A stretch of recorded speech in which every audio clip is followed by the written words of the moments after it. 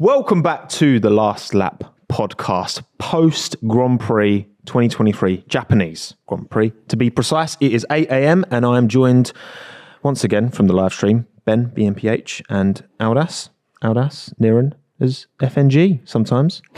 Is that like an alter ego, Niran? How do you like? Is there an FNG and a Niran? Are they different people? Or that's actually a good question. No, I think me is less intelligent.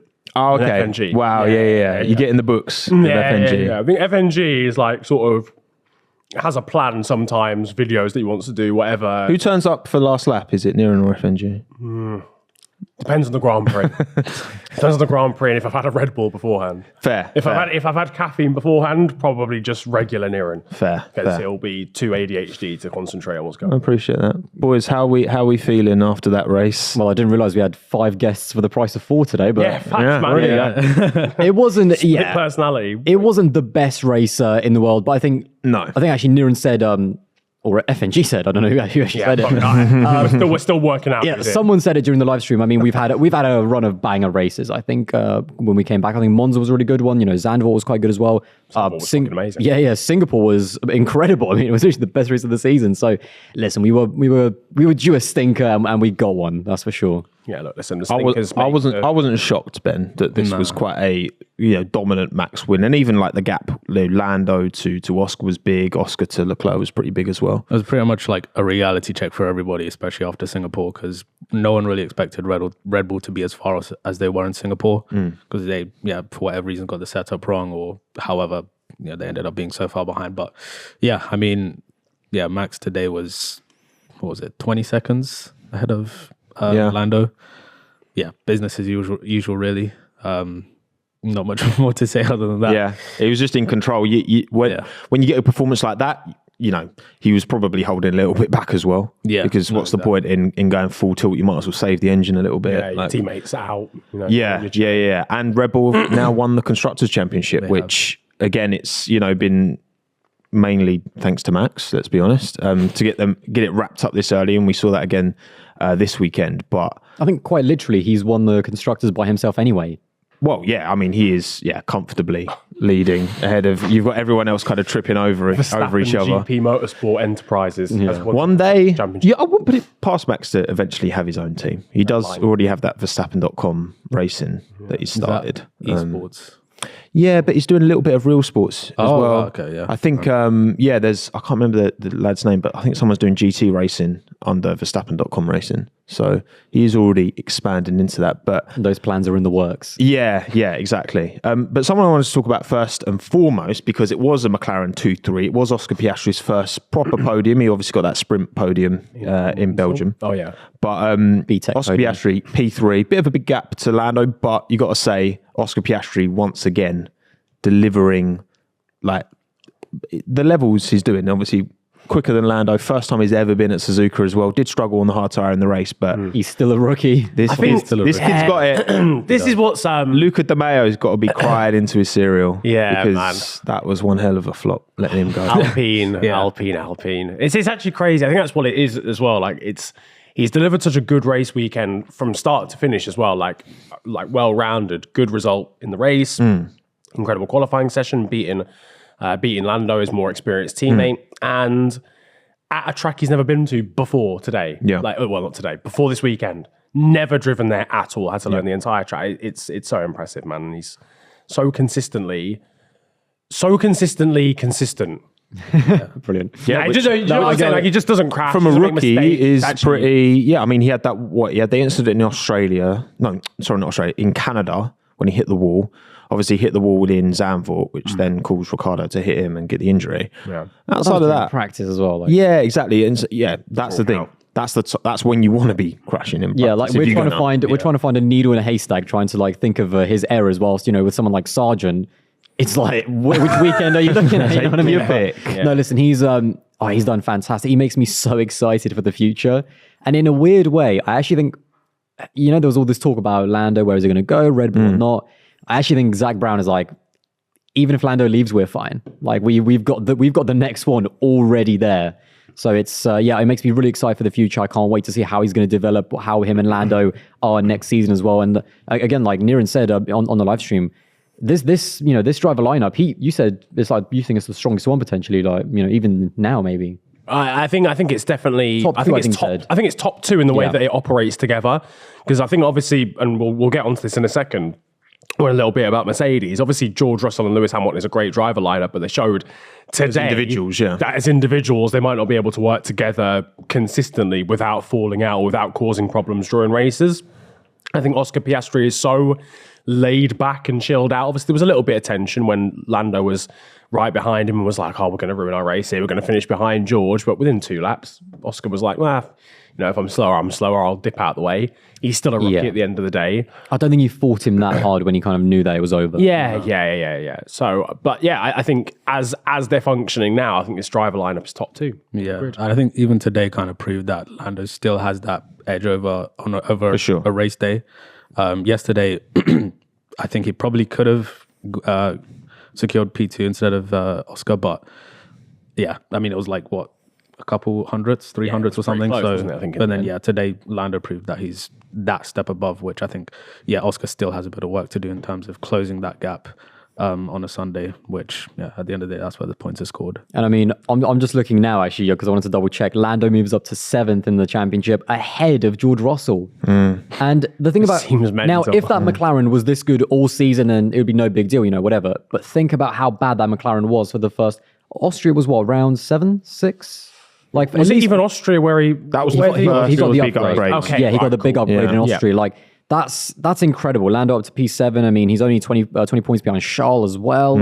Oscar Piastri, I mean, he's 57 points, so yeah, quite a bit further behind. But it's not over but for McLaren to get Aston Martin, no doubt about it. Definitely, yeah. Definitely. Lando's, I think, the highest non-Red Bull driver with like P2s. Yeah. He has the most P2s. That's not Red Bull. I think it's 4 at the moment. And they basically started in Silverstone.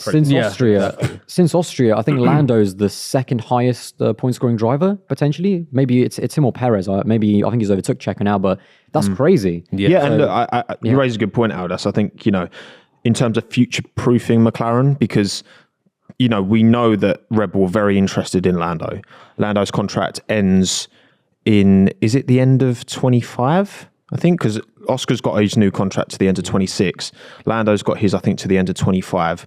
We know that Red Bull are very interested in Lando. Lando would be a huge commercial as well as a quality driver to come in. He's got a great relationship with Max. If Max does retire in 2028, then Lando could be a good driver to get in and get up to speed and then take that mantle. McLaren are doing everything they need to right now to give Lando confidence in the project. Certainly more confidence he would have had at the start of the year. But I think it does come down to, and again, we'll get on to Mercedes, but McLaren just need to, there was a little bit of friction where, Lando thought Oscar was going to let him by and he didn't let him by. It was a little bit feisty there to an extent, but I think it's always going to be that way when you've got 2 top quality drivers. I think for that specific scenario, it was more like heat of the moment. Lando kind of just said, or was expecting Oscar to let him by, but it was kind of a bit of a misunderstanding when, Oscar let him by eventually. But I will say though, to your point about, him potentially going to Red Bull, Lando's in a really good place because he has his many different options available to him.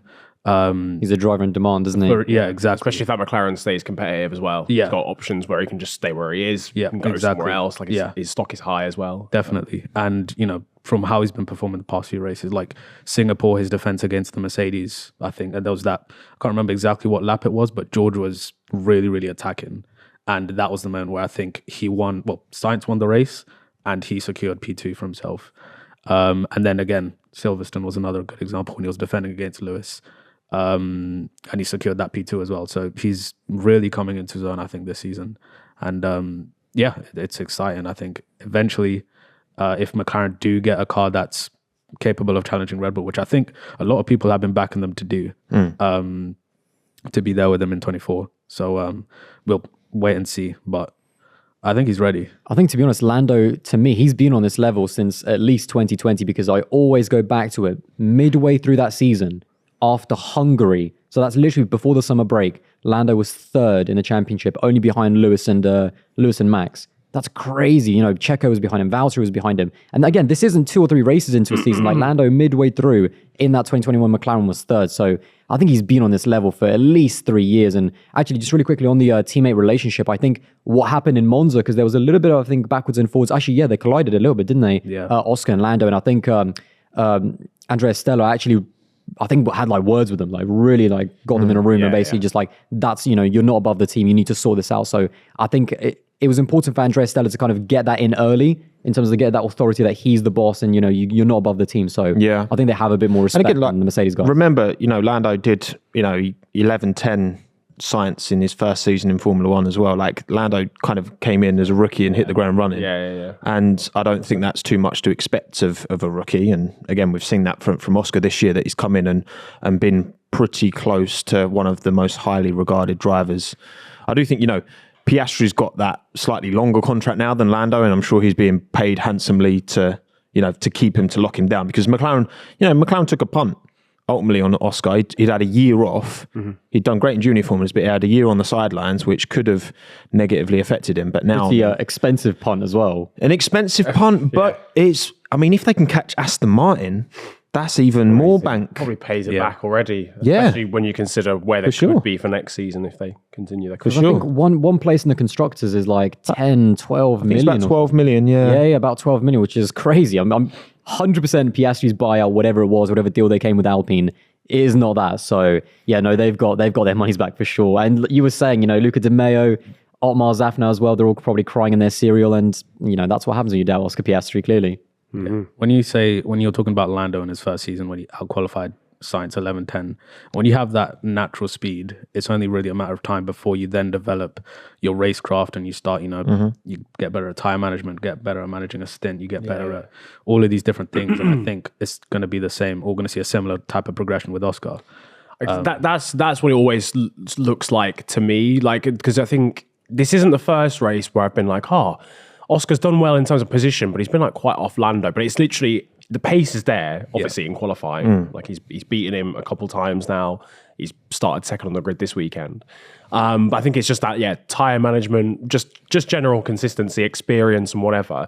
Once he's had that for 2 seasons, like... Yeah, because over, you know... World beater. Over an hour and a half race, if you're just a fraction of a percent off every lap, you know, over one lap, you can let that, you know, you can pull it all together, but to do it lap after lap, that's where obviously Lando's experience is going to show. But yeah, stringing together one lap is not the same as an entire Grand Prix. But Oscar will learn. Again, like he's still a rookie, you know, he's still learning. He's come to a track, he doesn't know, you know, what the tire deck is like. He's never raced around there before. So yeah, still plenty to learn. And again, I think, you know, Oscar, his quality of performances combined with Liam Lawson finishing ahead of Yuki Tsunoda as well this race, held him off at the end, proving that rookies can do it in their first season. Unless you're in a Williams. I wanted to talk about Lawson a bit because, I mean, there's nothing more Lawson could have done this year. All right, Lawson, okay. Is there? But I think Sargeant... We'll get to Sargeant. You kind of a bit of both, really, because... I think the question was asked of Christian. Sky asked him yesterday. It was like, what more could he have done this year? Nothing. You can't, like... Lawson's been fantastic. This could be... Maybe he'll be in the seat for Qatar. Maybe not. We don't know.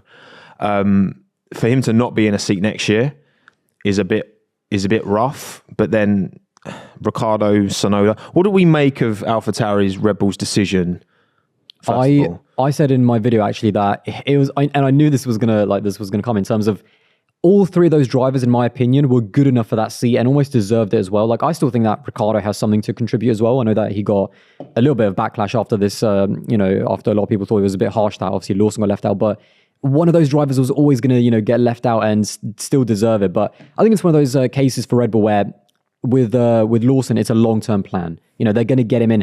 I think they've got that vision of Perez out for 2025, Ricciardo in the Red Bull, and then Lawson steps up for 2025 proper for AlphaTauri. So yeah, Lawson's still got plenty of years left, but you never know when the next Red Bull Junior is going to come and you get, you know, basically superseded by the next guy. So it's tricky. That's the concern. That's the only concern I would have if I'm Liam Lawson, is there's so many Red Bull Juniors at the moment.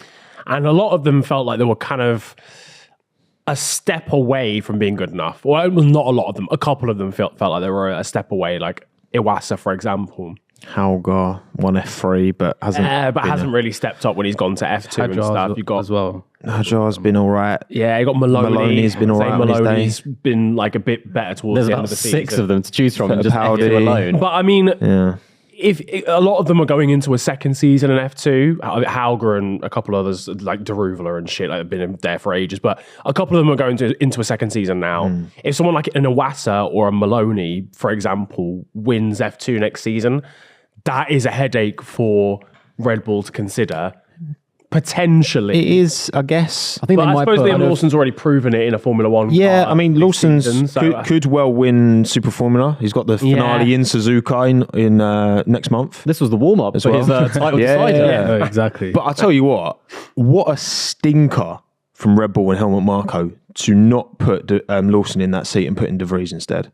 Oh yeah, massively. Yeah. Can I just what a really stinker. quickly just to defend De Vries because I've got to do it. This is hard. In my opinion, like after that Williams performance and off the back of his junior career, he deserved a chance in Formula One. Like I'm never going to be one of those people that's like I agree. annoyed Yeah, about the fact fair. that he got a chance in Formula One. He chose the wrong team. He should have gone with the Williams. Not only was AlphaTauri the wrong team, it was the wrong environment. The way they threw him out and the way they didn't even care about him even afterwards, it showed that it was the wrong environment from the very beginning. Because I genuinely think that if he went to Williams, I'm not saying he would have been amazing, but he would have done better than what he did this year. So it was his choice, wasn't it? He chose to go to AlphaTauri because he saw that Red Bull opportunity, didn't he? Yeah, I mean, I don't know. fun, I don't know if it was confirmed that Williams actually offered him a seat. I'm not actually sure. I think Jos if they Capito, did. like he basically was ready. Maybe. But I guess, I think in isolation, De Vries, I think, merited the opportunity. But for Red Bull to actively not look at Lawson, not consider Lawson,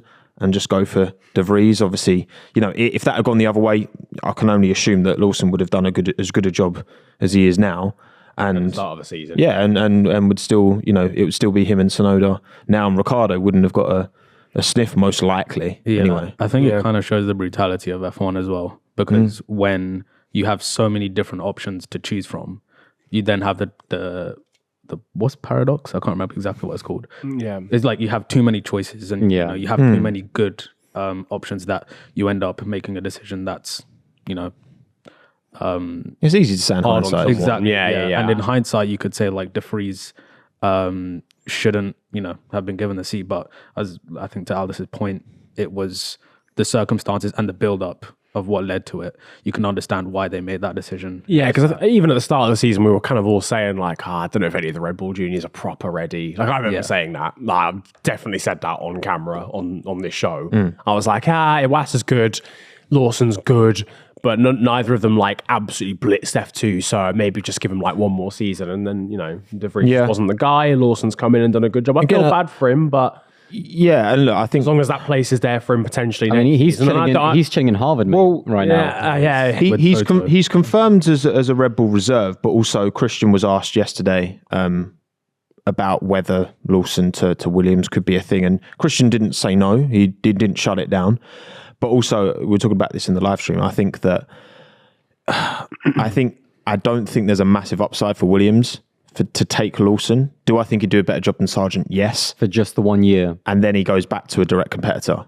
So is there just enough in priming it? him for someone else. Exactly. Yeah. It does. Yeah. You're totally right. That's why. And a direct competitor as well. Yeah, not just Christian another thing, Horner, a direct competitor. he didn't say no, Williams is not an option. He said, he said Williams wouldn't, I don't think Williams would take him for 1 year. And that means that he's planning to get Lawson in the AlphaTauri for 2025. And yeah, for Williams, it just doesn't make sense. Like you get one good year of Lawson, brilliant.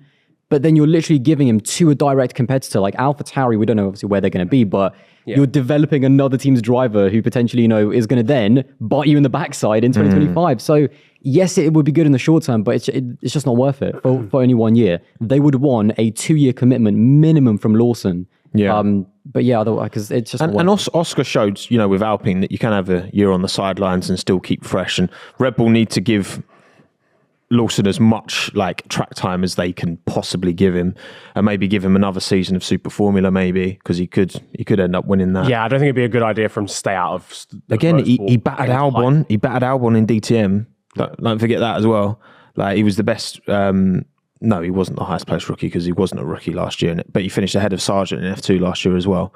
Came through at the end. So yeah, I mean, he's got all of the ingredients, but again, it does call Sargeant. I mean, this was an absolute stinker from Sargeant again this week. Actually, really quickly, I want to go around. Who had a worse weekend, Sargeant or Perez? Oh, that's That's a difficult one. Perez, Ben's gone with Perez. I would. Oh, yeah. I think The thing is, Sargeant's had a stinky weekend. Perez had a really bad race. Oh, yeah. I think it's Perez. I think it's Checo. No, it's I think Perez, actually. I'm going to say I think it's Checo. I'm going to say so. The He atrocities- retired twice, actually. It's got to be Perez. All the atrocities of the race made up for Sargent's entire weekend. Yeah, it was not like, I mean, Sargeant's, look, again, some people are like, it's harsh on Sargeant, but is it? Like, is it? Like, should the standard be high enough? You know, people say about Yuki, like, yeah, Yuki was proper lucky. Like, he only got to stay on really because of Honda, and there wasn't a strong Red Bull. Oh yeah, no. If junior we're coming through. looking at Yuki's career, like realistically, I love him now, and I think he's proven why he should have been given the chance. He was even like, Well, you always go I don't know back how to they picked that. that press con. Where was it? I thought it was in Spa or Monza. I think it was Monza at the end. Monza, I think it was It was Monza. brilliant. Even he I was surprised. Like, and fair enough, you know, and I just think, like, you look at what, again, Lawson's done, what Piastri's doing, like, it's not, and you look at, again, Lando out qualifying science in his debut season, what Leclerc did to Ericsson in his first season. You're looking for peaks, aren't you? With rookie drivers, you're looking for the peaks, and they just forget about the bad races because he's had plenty, and you know the crashes as well. I haven't seen like the peaks. Like, yeah, the qualifying in Saudi was good, but other than that, where have been the good performances? I mean, he gets into Q3 for the first time in Zandvoort and then bins it straight away. So I think that's the problem as well. People talk about, you know, that ceiling that he will potentially reach or potentially, you know, show it next season. He's But got to stop crashing. where is that? I don't know what that ceiling is even. There's a ceiling there, but like, At least with Yuki, we saw the pace in 2021. There was like, you know, some good stretches. yeah. With Yuki, it was like you looked at him and went, right, this guy's crashing way too much. But like, I feel like if he actually got his shit together, he could do a madness. And then he did at Abu Dhabi. Obviously, some good luck involved in that, but that final lap, he made some crazy that moves. move on I was Bottas. He did. Holy shit, this guy's got some minerals, right? That was one of the worst like pieces of Bottas defending I've ever seen. Like that was his day off. Facts. No, it was, but it was still a crazy move. And it's like, Yuki was in a better was it an AlphaTauri back then? It was an AlphaTauri. It was a good car that year. That was a better AlphaTauri than what Logan Sargeant's been dealt with here in the Williams. But, you know, Alex Albon's picked up some points here and there. Alex And is proving It's it's not not bad a Williams. terrible car. Like the one thing I've always said is it's comparative to your teammate. if you remember as well. in 2021, the two rookies, Mazepin and Schumacher, like they had a really bad car. Like, my God, it was yeah. so difficult to the even worst know how bad last slash 10 years. good they were because that car was a back marker. This Williams is decent. This Williams is a Q3 point scoring car in some races, and so no one is expecting him to be near Albon, but there hasn't been enough peaks, there hasn't been enough consistency, and the problem is he's not stringing together the weekends. He's not having like a decent quali and then a decent race. It's like something is always going wrong, either a bad quali or a bad race, and so.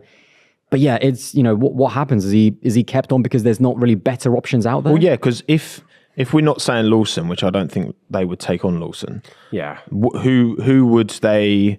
Obviously, Toto's been pushing for Schumacher a lot. I think they've already said no. I think someone sent the yeah. data to Williams. Vowles And then like- Vowles was like, you just don't want it. Yeah. Which is quite. Yeah. Just so peak. But I hear it, peak, man. yeah. Like, put that and, email in and Schumacher spam. would like shunted a lot of Haas, so that can't No, be yeah, Williams. it's not. You want someone who's like a safe pair of hands. Vesti might win F2, but I've been saying for time, I don't really know if that's a proper upgrade, really. You know, if you're going from Sergeant, rookie, Yeah. might Yeah. bin it a Maybe lot. there's not just clear. restarting. You're just restarting the process again for no reason. It's not even your driver. I know Felipe Drugovich has been pushing He has, quite a lot yeah. for it, and he's got a little bit of backing as well from South America. So, and he is a decent kind of enough driver that Aston Martin will obviously push for him as well. So he could be an option, but that's the only one. I mean, is there any experienced drivers like on the sidelines that you guys can think of that might be in? Because there's no Hulkenberg now to just to just bring it up. Hulkenberg's an easy one to just go back. Palou would. I'd love that. Hello would be sick, but I Yeah. don't think it'll happen. To be No, honest with you. it think seems it like should, he's though. signed his future with Ganassi. That would be sick. You said this actually on the show. That realistically, in terms of the AlphaTauri situation, it would have been quite interesting to see Yuki Tsunoda end up at Williams, obviously instead of Logan Sargeant. I think that would have been the best option. I think that would have been the best option in terms of getting the best drivers on the grid. But obviously, if you're Yuki, I understand why it's just like, just keep me in this AlphaTauri. I think it's just 2025 silly season. I mean, I want to know what your guys' thoughts are. That thought about putting Yuki in the Williams and then putting Lawson and Ricciardo in the AlphaTauris, that I don't see a future for Yuki at AlphaTauri stroke Red Bull. Yeah. He's never going to get into the Red Bull. And if you stay at that team for long enough, you're going to get replaced by a younger driver. So Yuki's time at that team is capped anyway. He's gonna be there 2 years max, in my opinion. Yeah. So why not just start fresh at Williams? I think Yuki's kind of developed nicely now that he's had the experience. He didn't hit the ground running, but he was given the time because he got lucky.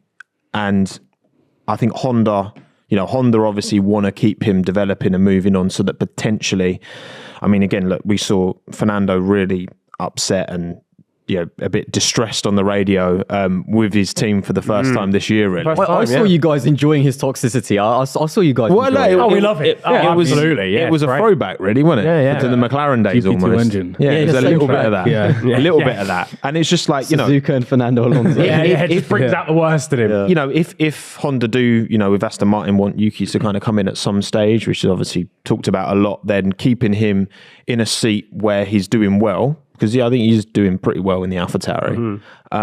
But then again, with Lawson coming in and kind of matching him, that kind of looks bad on Yuki as well. In the Williams, him and Alex for the next 2 years. I mean, there was rumors of Alex lovely little line before like Sainz went on his little run. There was a lot of rumors about Albon potentially to Ferrari if the team if he leaves. So I think there was room at Williams for Yuki, but it's very clear that he's the one that decided I want to stay at AlphaTauri. Yeah, and when are Honda becoming the power unit suppliers for 26, 26, yeah. New engines, yeah. So that could be a move he could make at some point. And look, again, I think as well, if Sargeant is to stay, I do think he will improve. I do think there's been certain peaks there that I think just with worse consistency, but again, I just think a concerned team like about- Williams, can they afford to, Yeah, I'm give him concerned. that time? I'm more concerned about how he looks like he's overdriving now. I feel like he's overdriving for a reason, and it's because he knows if I don't get this together, pressure. I'm fucked. I'm out of it. He's in that. So it feels like he's almost been given I don't know what's going on behind the scenes, he's obviously, but it feels like he's been given an ultimatum, and he's like really overdriving. He's making mistakes, but like literally since Zandvoort, it's been ridiculous. Like Singapore nightmare. James Vowles is now. I remember when we were in Austria, he was on the fan stage, and I could hear on the channel he was talking about Logan, and he was saying like, "Oh, we're really impressed with his speed, and he's just obviously gaining experience." And it was clear that he was trying to like big him up a little bit, even though he was still struggling at that point.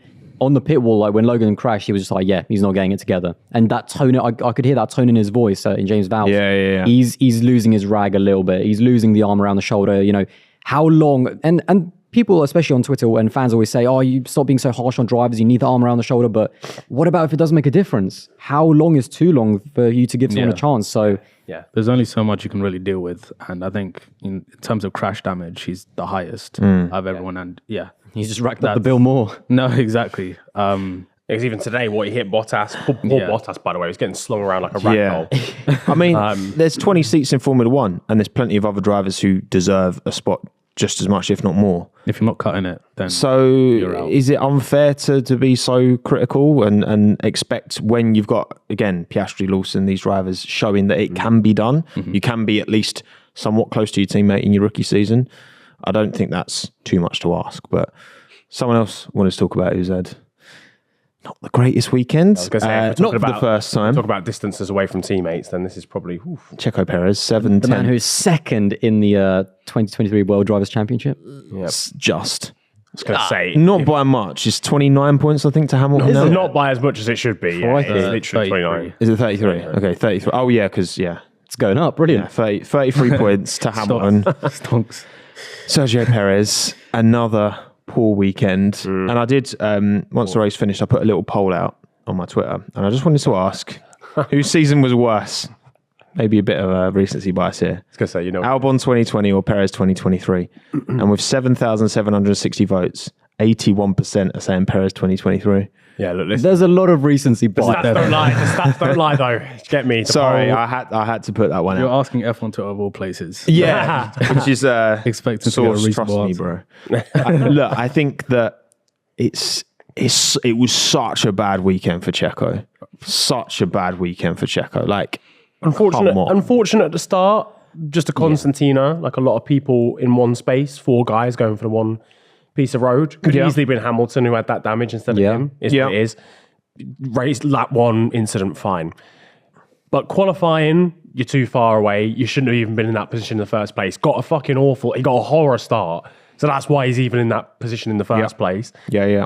And then the move on Magnussen, I'm not even like, I'm not carbon exaggerating. copy last week. It is one of the worst attempts at overtake I've ever seen in my life. It was I'm bad. genuinely, like, given the context of your car is so much quicker. Yeah. You know what poll you should put up? Which move was worse? The one on Albon or the one on Magnussen? Yeah. 50-50, Both mate. On shocking. Sonoda as well. See what F1 Twitter is saying. Well, on Sonoda, I mean, that's like 3 incidents with other drivers in probably the space of about 60 racing laps. Yeah.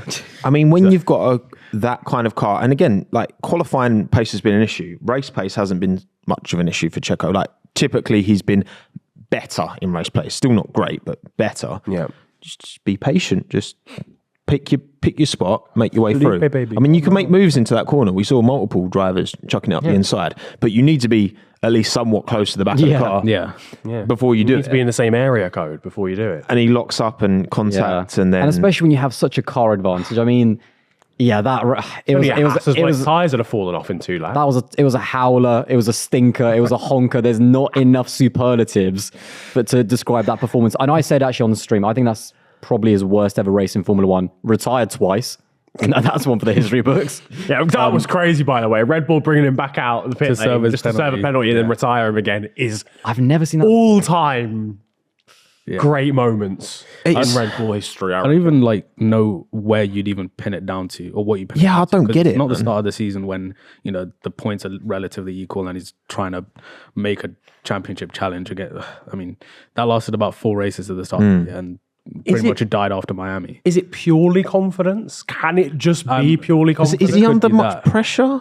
Like now he knows he's secure. His seat's Like, secure. It's like, secure, but at the won the same time, constructors. it's always at the back of your mind. Like, there's a lot of, I'm probably going to get replaced by Ricardo at some point.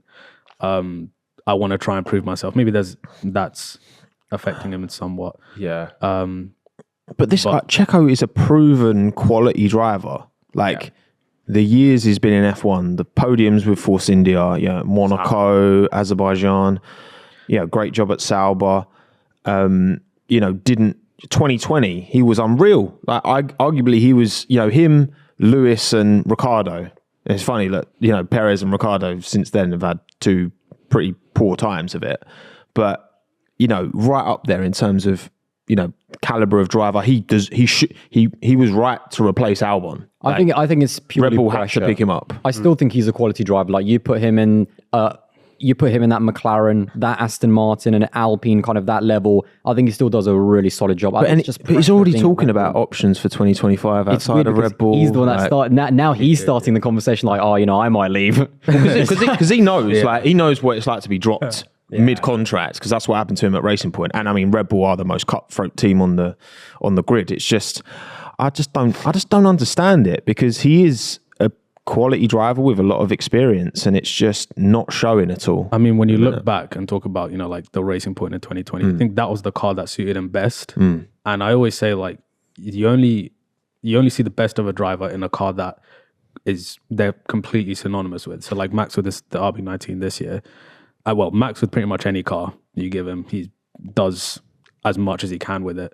But Checo really struggles with the amount of oversteer that the Red Bull currently, the way they design the car is obviously to maximize speed, but it doesn't necessarily play to Checo's strengths, because he likes a little more understeer and likes typically shorter corners, I think it is, which is why he does so well around street circuits, whereas Verstappen doesn't do not so well, but there's a bit the gap The gap's just a little bit closer. and on the Like odd even in occasion- Singapore, as bad as that was, I was saying Singapore from Sergio is like one of the closest races compared to Max. It's crazy. And I think as well, in some ways his experience kind of goes against him in the same way that Ricciardo's experience went against him at McLaren, because he was so conditioned to a certain style of car, Ricciardo, in the Red Bull and the Renault, where he got the Renault to a good place where it worked with his style. Yeah. And then McLaren, like, he wasn't able to change. He had to think about his driving. He couldn't drive on instinct.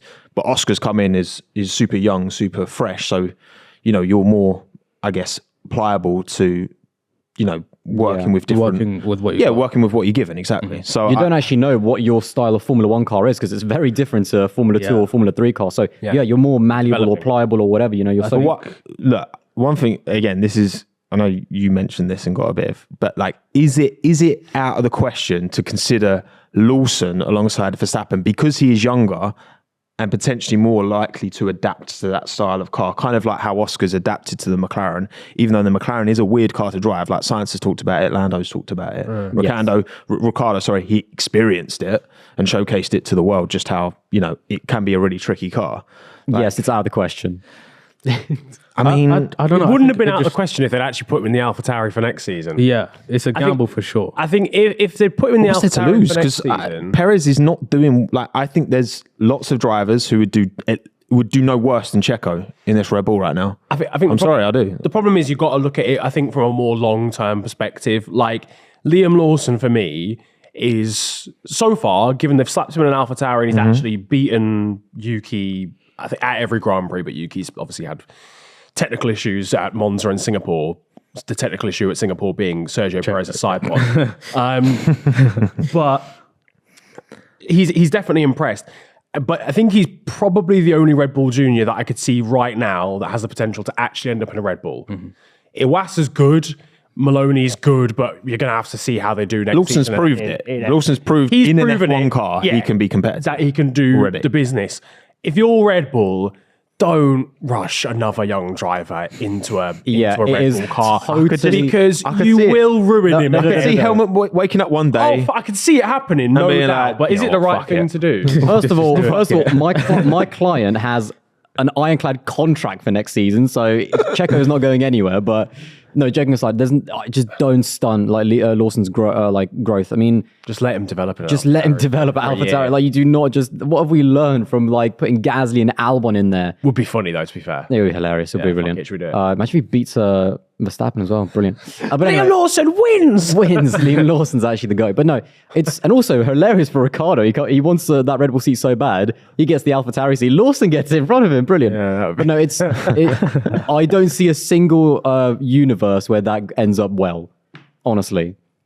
That's like Doctor Strange shit. There's no universe. I'm looking where into it's all of them, and Lawson finishes like, eighth in all of them. his reputation would be even worse than what Albon's was at the end of 2020, because at least Albon had that kind of body of you'd have to work do it. Albon. to bounce back on. No, look, you're right. And I think, Williams took a shot on Albon and there was no guarantee.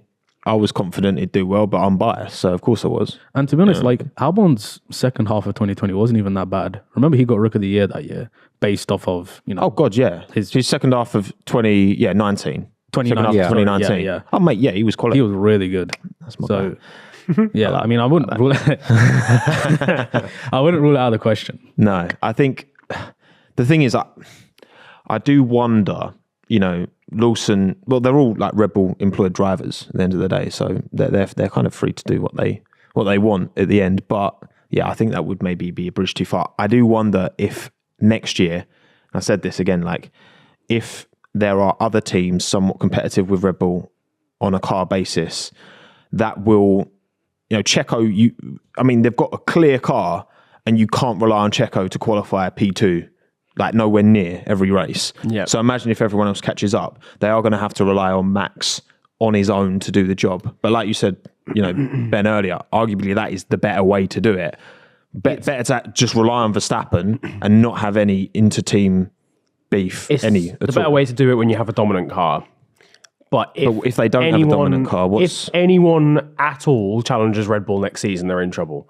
Because Sergio Perez can't do that. For the constructors. For the constructors, obviously for the drivers, Max Verstappen will probably, and I suppose that's... Max is winning the constructors by himself already. There's 7 points between P1 and 2. But all I'm saying is if McLaren turn up with a car, I'm not saying this is going to happen, by the way, it's just hypothetical, but if McLaren turn up with a car next season that's as good as Red Bull's... Is that what Lando's been telling you? Next question. No. If that was to Nor happen, deny. Red Bull are suddenly that clear 1-2 dynamic where Sergio Perez is so far off that it's fine because at least they're not battling each other, kind of falls apart. Because if Checo's finishing 7th in a Grand Prix, McLaren could be getting a 1-2 or a 2-3 or something, and then you're actually in danger in the Constructors' Championship. It depends what they value more, drivers or constructors, really. But. Yeah, I think 2021 was they probably valued drivers more. Facts, yeah. Because when they brought in Checo, they didn't really expect him to be on Verstappen's level straight away. Yeah. But for dominance wise, it doesn't really matter if they have a dominant car. They can like this. And how much these teams really care about constructors? Like, Does anyone remember that you have a Mercedes dominant won car, it in not too 2021? yeah. No one really cares. I mean, it's Fact. nice no for one the cares team. on the Like, teams, to be that's honest, literally yeah. it. It's just what the teams even for. from a team point of view, having a driver's title, your name next to that name. Yeah. You know, Red Bull next to Max Verstappen, Red Bull next to Sebastian Vettel, Mercedes next to Lewis Hamilton, like that carries more weight long term. Yeah, definitely. That's what people kind of remember. But Tell you what, Mercedes won't be winning the Constructors' Championship anytime soon if their drivers keep falling over. yes, But that's the thing, Let's again, talk about that, Niran. That is a very good segue. But again, we talked about the two driver lineups with the Mercedes and Red Bull. So we're going to get onto the Mercedes driver lineup now. But if they had an equal car, how much would Checo be a disadvantage? But how much would Lewis and George be fighting against each other, taking points off each other? Yeah, true. Yeah. So there's a balance. It's there is a balance. How do Mercedes manage these two? They've signed them up for another 2 years. That's going to be great. Like, It's going to be so good. Do you know what's scary is that we've seen a lot of these, relationships go bad. I've never seen it end up good after it's already started. Like after cracks have started to show, I've never seen it end up well. Like, I mean, I can't see it get any better. Sergio Perez, there was cracks with like Max and Checo, but they were nowhere near as close as Lewis and George are. I've never seen like this relationship be repaired, so I'm honestly not sure if it even can be. Like, it just needs to be contained, if that makes sense. I think we'll have to see how good their car is next year and how much it suits one driver versus another. Because let's say it suits Lewis more. I don't think they'll have that problem because Lewis will most of the time will be ahead. But for this year, typically the W14 has been on a bit of a knife edge.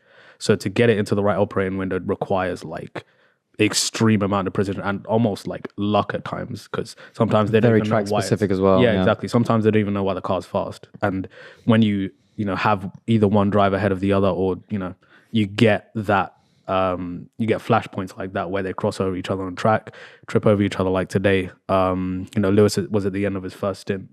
I think probably had dirt on his tires or something after running off track and was trying to defend, forced George wide. Obviously, George was pissed about it.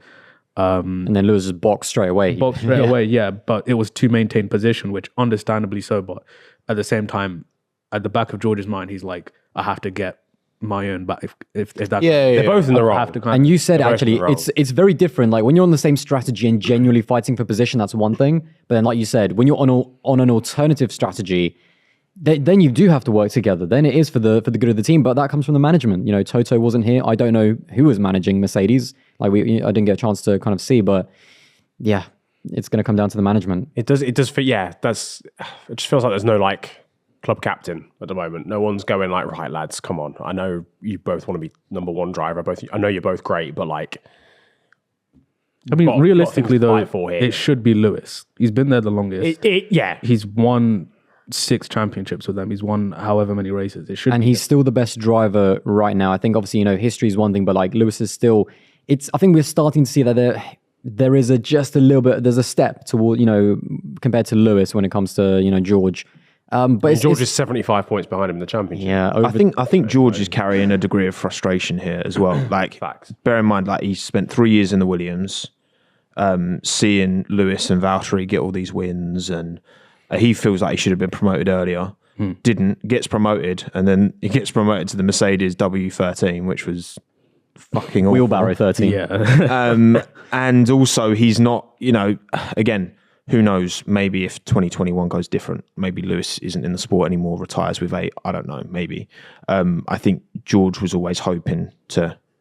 Yeah, Mercedes were their hand was forced to promote George because he's a quality driver, obviously, and to leave him in Williams for any longer, wasn't really tenable. I mean, Williams were trying to replace him. Chance of I losing. think Red Bull would have probably snapped him up. Williams were trying to replace him when they were really short on money. Like K-Mag in 2020. that was it. He was in his book or something. Yeah, and K-Mag were like, how can I take this team seriously if they're trying to replace me with George, not with Latifi? He's like, no, this is not a serious team. And so It's not a serious organisation. No. And so I think, I think that frustration, and I think George feels a degree of entitlement to be able to come in, and which I get. And again, I think a lot of these drivers have a big ego. I think we see that a lot from George, and I think he expresses himself a lot, and he doesn't get the most liked. He's not the most liked because obviously Lewis has got a huge fan base and big support. And I think, coming in and trying to upset the apple cart, kind of how, when he came in alongside Fernando at McLaren. Yeah. It's almost that there are similarities, I think. Yeah. To that kind of dynamic. Yeah, definitely. Because he is competitive. Let's not get it wrong. Against 8 all in qualifying, that's and only level. I think the thing with George is like, I feel Mercedes really want him to do well, but sometimes he gets in his own way. So for example, like there's just very, very small mistakes, but they always add up. So like, you mentioned he's like 70 points down in the championship. The crash in Singapore, obviously, didn't help. Yeah. Canada as well. Canada, a couple times, during qualifying, tripping over Lewis and Spa and in Spain as well. Spain, yeah. So, I feel as though Mercedes, they have the ability to manage it. But, it requires cooperation from both drivers at the end of the day. If, Toto can sit there and say like, oh yeah, guys, please don't do this, or, keep the cars let's bring both the cars home. But yeah, at the end of the day, it's up to them to do that. And I feel like George is a little more of a loose cannon than Lewis. Lewis is a lot more experienced. He's generally a very clean driver. So, when he's hit something like that, he would obviously abide by it. But with George, there's a bit of that kind of wanting to prove himself. He's got a bit of a chip on his shoulder. I think, like Tommo said, I do think there is a little bit of entitlement with George, and he just kind of needs to realize that, he should be a world champion one day. He's got the speed. There's no doubt that he's got the raw speed. He needs to harness it in the right way. But like when he was beating Lewis at the beginning of the season in qualifying, Lewis just grit his teeth. Like we didn't hear anything, from Lewis really.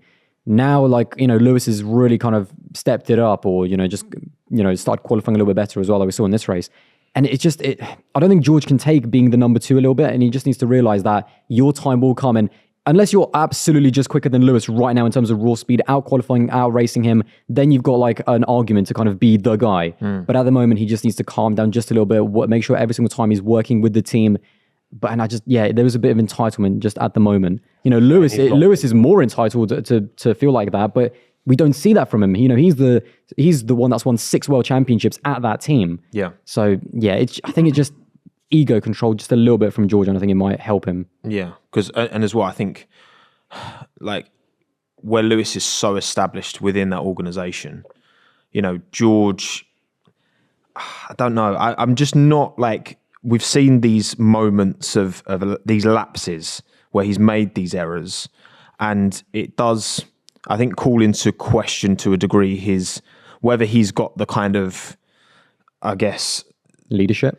And the attitude to, I think composure is a good word, to get it over the line, because I think we've seen, other drivers fighting similarly. Like, for example, I think Lando's demonstrated more composure than George. Definitely. In Singapore. In those, in those tough moments where you've got to just get it right. And it's, again, George going out in Singapore, that's a matter of centimetres, right? But that's the difference. Lando scraped the barrier and was fine. Yeah. George scraped it a little bit more and wasn't fine. Yeah.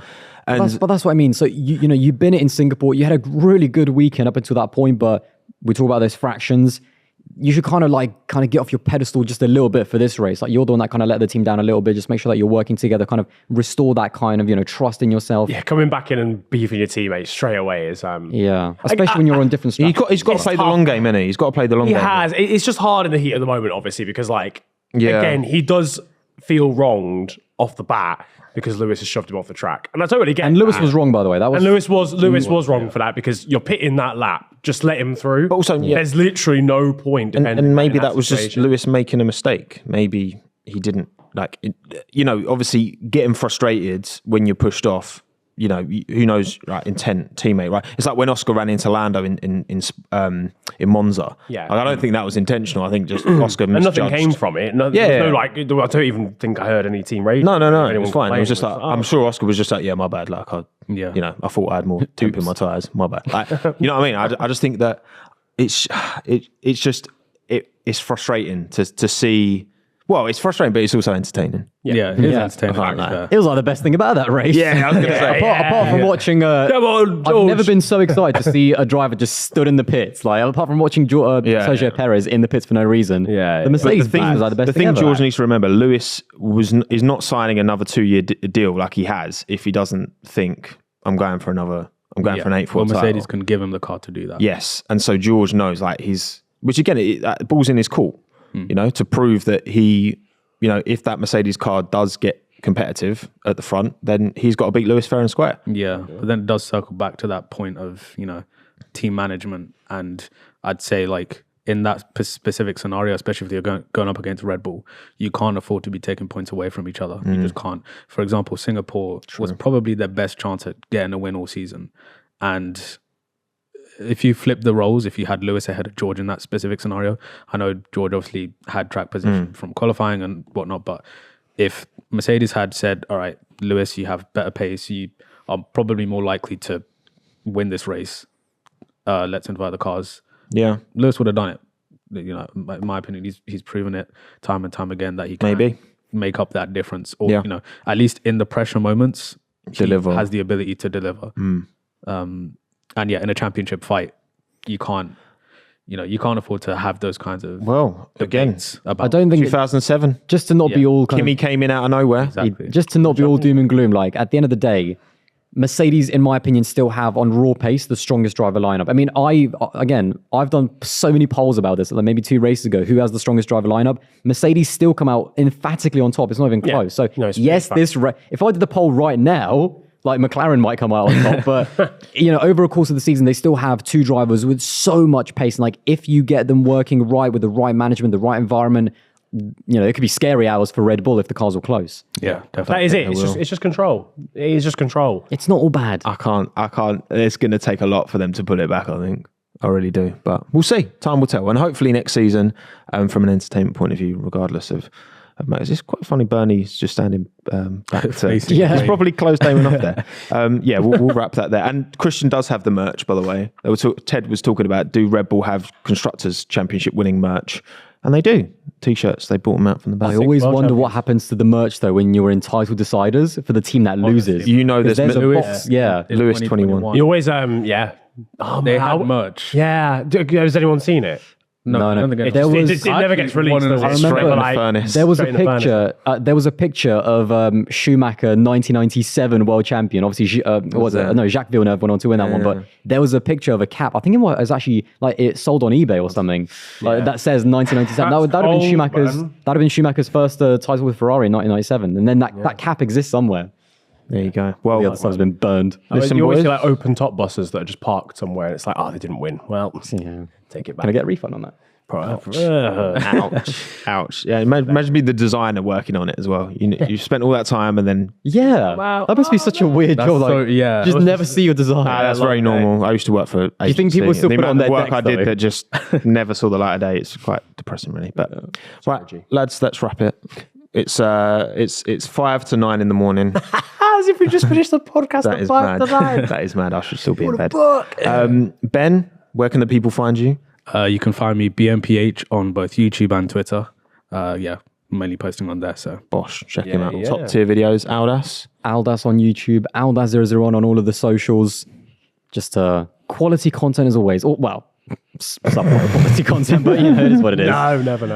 Niran, where can the people find us? Well, ladies and gentlemen, the people can find us here on YouTube. Obviously, if you're watching here, the podcast, then feel free to like and subscribe. You know the score by now. If you are an audio-only person, then we're available on all audio platforms. Give us a 5-star rating over there. Do it. You can also find us on ASOS Marketplace. Ooh. But only in the sweatshirt section. Big up. So yeah, you just got to get on that section. You'll see that. Maybe that's Etsy one day, maybe. Yeah, that's visuals. That's Bebo. the visual section. MySpace, Bebo. Yeah. We're still on MySpace. We're still on Bebo. We're on Keeping the domain alive. Yeah, we're on satnavs as well. We've branched out now to Toms. satnavs. So Big up. if you've got a Garmin, then you're sorted, mate. Easy. No sponsor. Yeah, you were not one day. sponsored. So Thank you again, everyone, for joining us, and we'll see you next Tuesday for the next podcast. indeed. Pleasure as always. Ciao, adios. We are. Bye. I'm going to bed.